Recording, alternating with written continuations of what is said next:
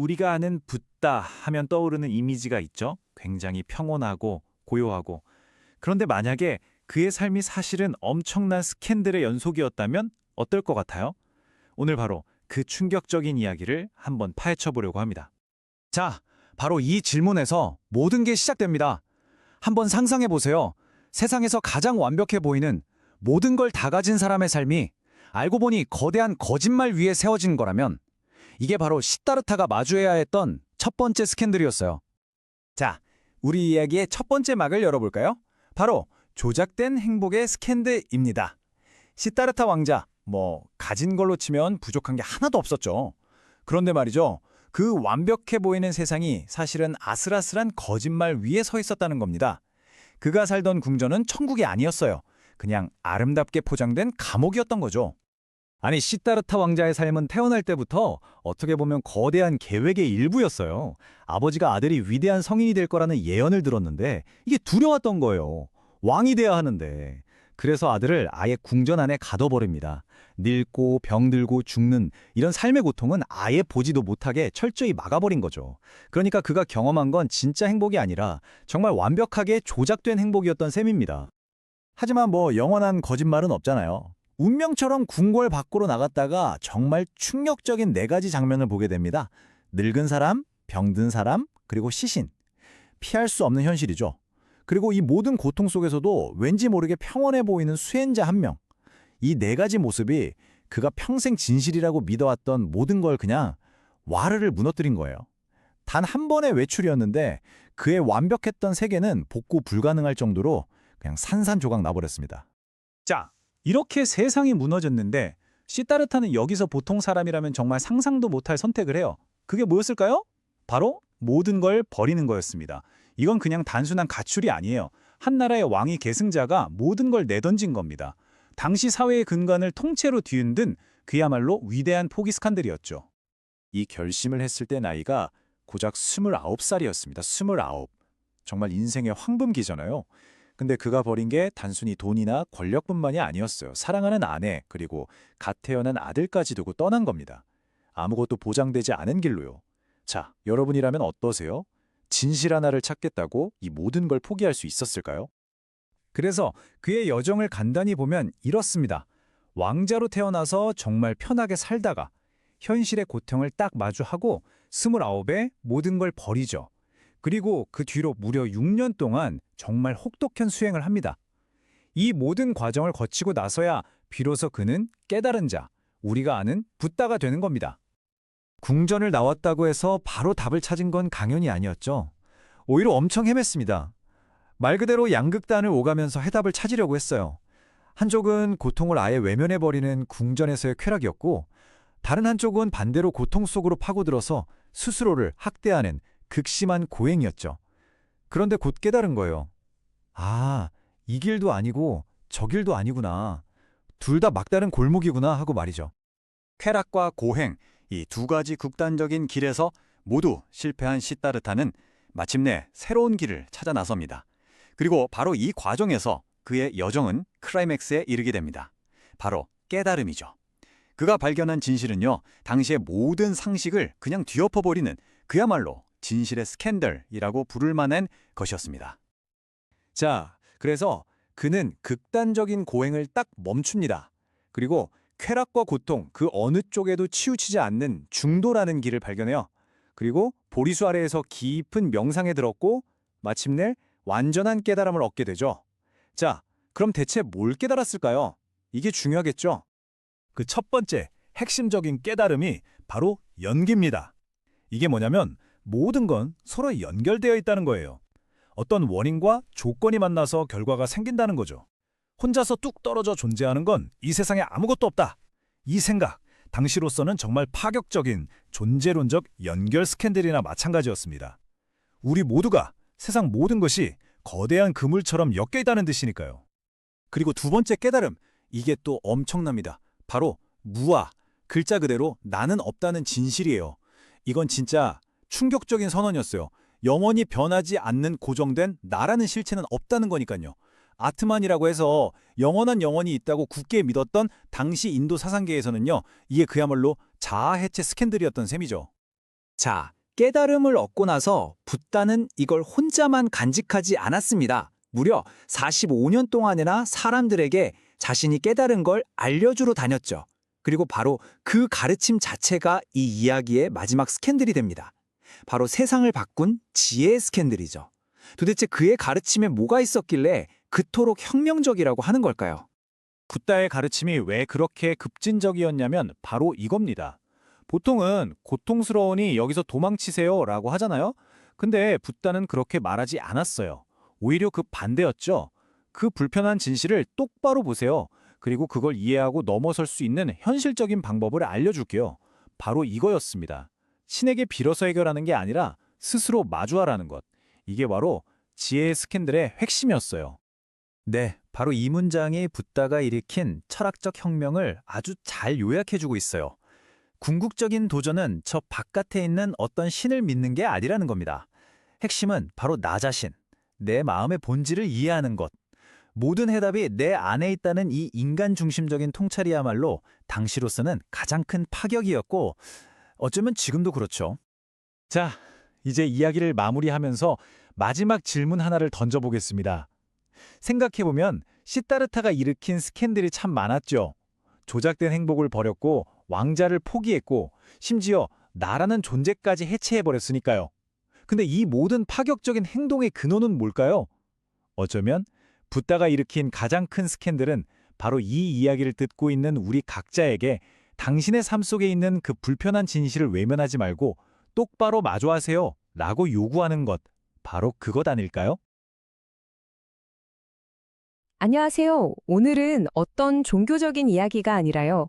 우리 삶의 문제에 대한 아주 실용적인 해법을 한번 들여다보려고 합니다. 무려 2500년 전에 나온 건데 인류의 고통에 대한 아주 명쾌한 진단서와 그 처방전에 대한 이야기예요. 내 삶은 왜 이렇게 힘들지? 왜 이렇게 괴로운 일이 많을까? 이런 생각 다들 한 번쯤은 해보셨을 거예요. 아마 이 질문에 아니요라고 자신 있게 말할 수 있는 사람은 거의 없을 겁니다. 왜 우리의 삶에는 이런 어려움이 계속되는 걸까요? 약 2500년 전 한 사람이 바로 이 질문에 대한 아주 명쾌한 답을 내놓았습니다. 그가 바로 붓다인데요. 여기서 중요한 건 붓다가 어떤 신적인 존재로서가 아니라 마치 굉장히 뛰어난 의사처럼 우리 인간이 겪는 고통의 상태를 정확하게 진단했다는 겁니다. 자, 그럼 지금부터 붓다가 내놓은 이 진단서가 얼마나 충격적이었는지 한번 같이 살펴보시죠. 이건 그냥 좋은 말이 아니고요. 당시 사회의 통념을 완전히 뒤엎어버린 그야말로 혁명적인 분석이었습니다. 붓다의 첫 가르침은 신에게 비는 독잡한 제사나 아주 어려운 철학 이런 게 아니었어요. 대신에 인간의 가장 근본적인 문제, 바로 고통을 정면으로 딱 마주하고 그 원인이 뭔지 그리고 해결책은 뭔지를 아주 명확하고 논리적으로 설명하는 방식을 택한 거죠. 그 진단의 핵심에 바로 4가지 성스러운 진실, 우리가 사성제라고 부르는 게 있습니다. 이게 바로 붓다가 내린 진단서의 핵심 내용이라고 할 수 있어요.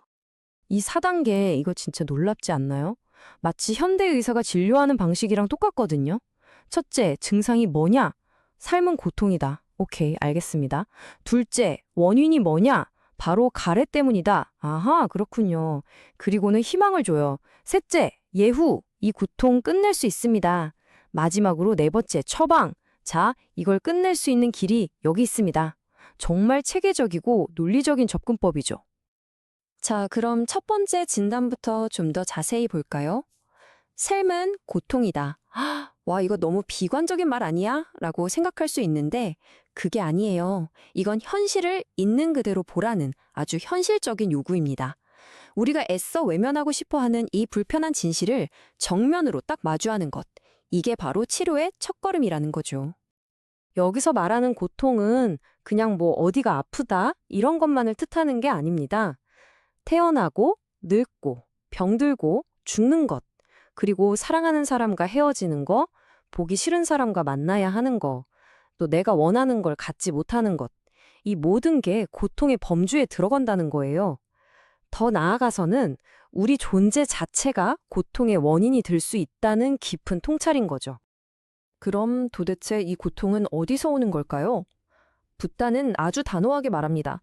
그 원인은 외부 환경이나 남 탓이 아니라 바로 우리 내면의 가래 때문이라고요. 이 가래라는 게 뭐냐면 목마른 사람이 물을 찾듯이 끝없이 뭔가를 갈망하는 욕망과 집착을 말하는 거예요. 바로 이 문장. 고통의 원인은 당신 내면에 있습니다. 이게 당시 사회에 엄청난 충격을 던진 이른바 개인 책임 스캔들입니다. 왜냐하면 내 불행의 원인이 어떤 신이나 운명 때문이 아니라 바로 나 자신에게 있다고 선언한 거니까요. 문제의 원인을 내 안에서 찾을 때 비로소 해결의 실마리도 찾을 수 있다는 겁니다. 하지만 진단만 하고 끝나면 너무 절망적이겠죠? 붓다는 아주 희망적인 예우를 내놓습니다. 세 번째 진실은 이 고통 끝낼 수 있다는 것이고, 네 번째 진실은 그 고통을 끝내는 구체적인 방법, 즉 처방전이 존재한다는 겁니다. 정말 희소식이죠. 자, 이제 진단도 마쳤고 예후도 들었으니 가장 중요한 처방전을 살펴볼 시간입니다. 붓다가 고통을 없애기 위해 제시한 8가지 구체적인 실천 방법 지금부터 알아보겠습니다. 이게 바로 그 유명한 팔정도입니다. 근데 여기서 진짜 흥미로운 점은 이 8가지가 그냥 막 나열된 게 아니라는 거예요. 보시는 것처럼 지혜, 계율, 선정이라는 3가지 핵심 훈련으로 아주 체계적으로 구성되어 있습니다. 예를 들어 바른 마음 챙김 같은 건 단순히 명상하라는 뜻을 넘어서요. 지금 이 순간에 온전히 집중하는 훈련을 말하는 거예요.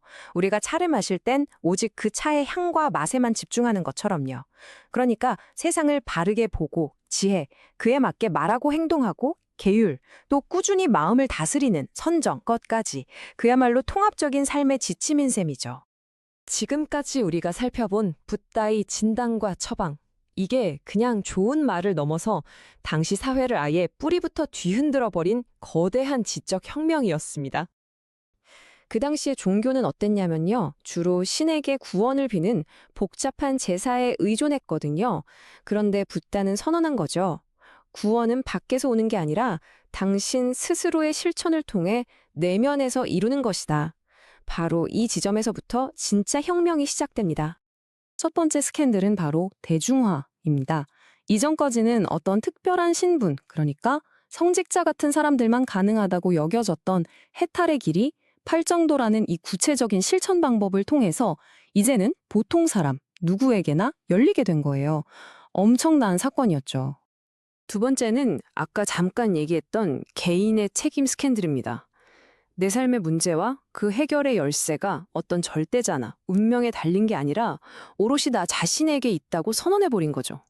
이건 인간에게 엄청난 자유의지와 가능성을 부여한 정말 혁명적인 선언이었습니다.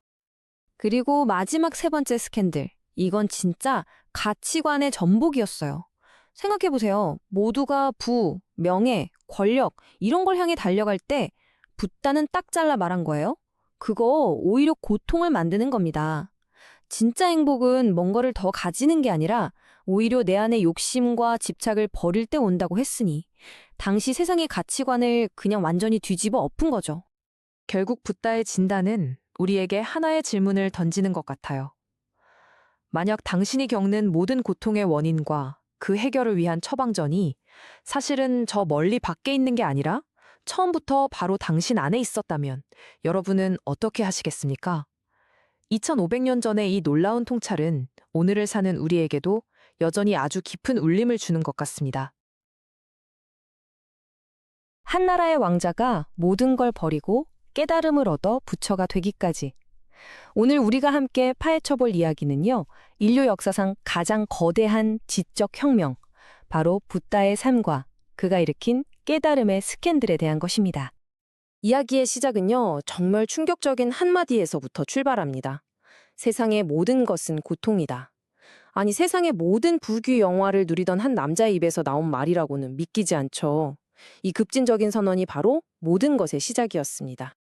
자, 그럼 첫 번째 스캔들 본격적으로 한번 들어가 볼까요? 도대체 무엇이 그 완벽한 삶을 살던 왕자를 모든 걸 내던지게 만들었을까요?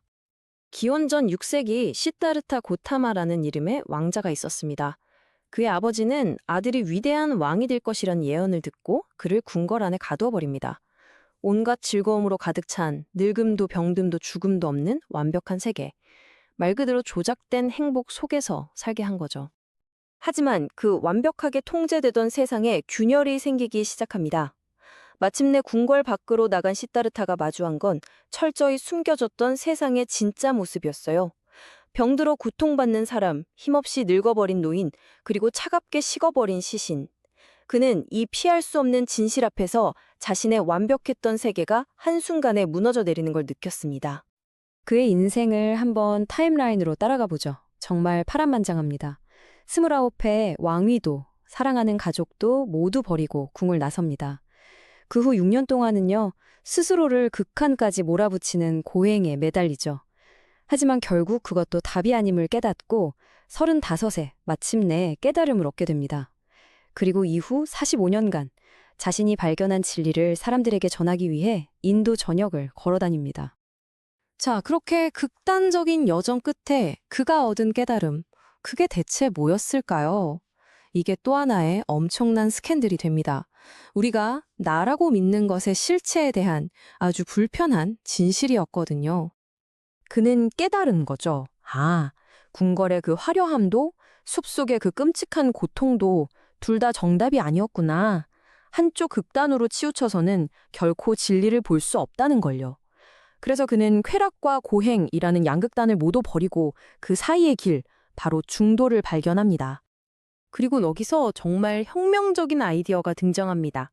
바로 무아, 나가 없다는 개념인데요. 당시 인도에서는 아트만이라고 하는 변치 않는 영원한 자아가 있다고 믿는 게 당연했거든요. 그런데 붓다는 그런 건 없다고 선언한 겁니다.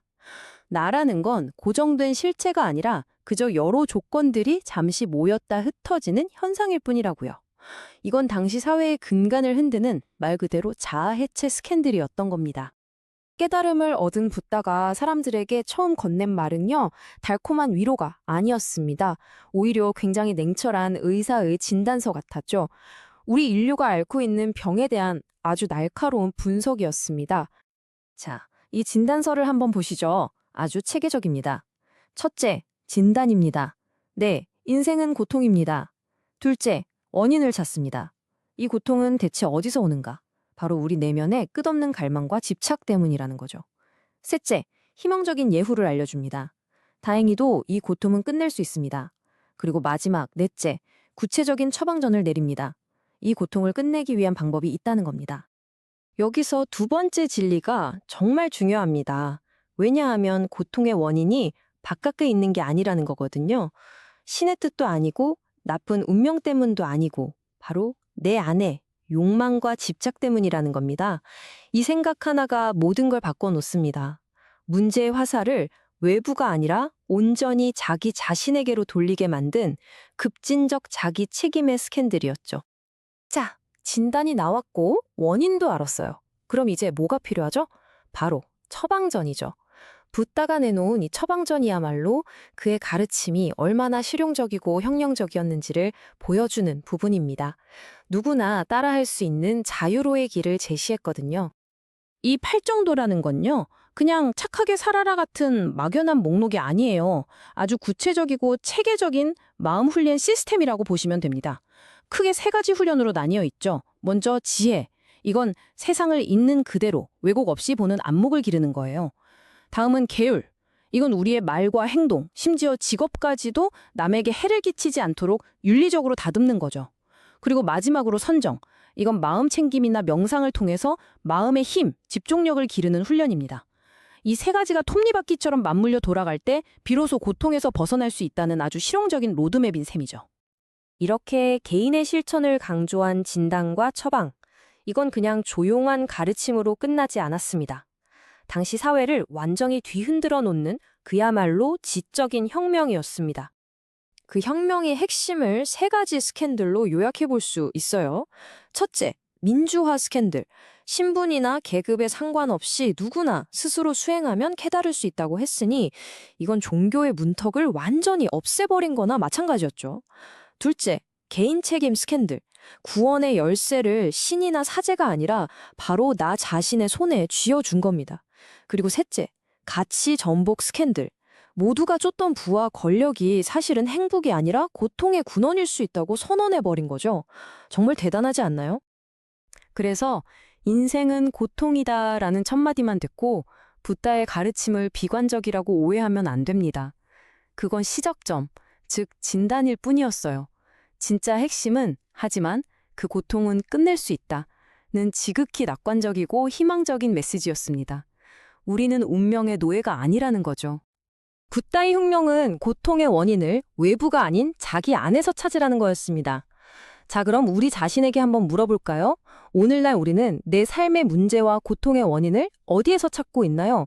혹시 모든 걸 남 탓, 환경 탓으로 돌리고 있지는 않나요? 수천 년 전 한 왕자가 던졌던 이 질문이 어쩌면 지금 우리에게 가장 필요한 질문일지도 모릅니다. 어떻게 하나의 종교가 한 제국 전체를 바꿀 수 있었을까요? 그것도 수백 년에 걸쳐서 말이죠. 오늘 불교가 중국으로 들어온 이 엄청난 여정을 한번 따라가 보려고 합니다. 이 이야기의 시작은요, 놀랍게도 경전이 아니었어요. 바로 한 황제가 꾼 꿈이었죠. 서쪽에서 황금빛 인간이 날아왔다. 이 미스테리한 꿈이 국경 너머의 새로운 믿음에 대한 호기심에 그야말로 불을 붙인 겁니다. 아니, 어떻게 꿈 하나가 거대한 제국 전체를 완전히 새로운 영적인 길로 이끌 수 있었을까요? 바로 이 질문에서부터 아시아 문화 전체를 뒤바꿀 거대한 지식 탐구가 시작됩니다. 자, 그럼 첫 번째 이야기, 신비로운 꿈부터 시작해 볼까요? 모든 것의 출발점인 한나라 시대로 한번 거슬러 올라가 보죠. 당시 한나라는 정말 강력한 제국이었죠. 바로 이 시기, 기원 후 1세기쯤에 완전히 새로운 사상이 중국으로 아주 조금씩 스며들기 시작합니다.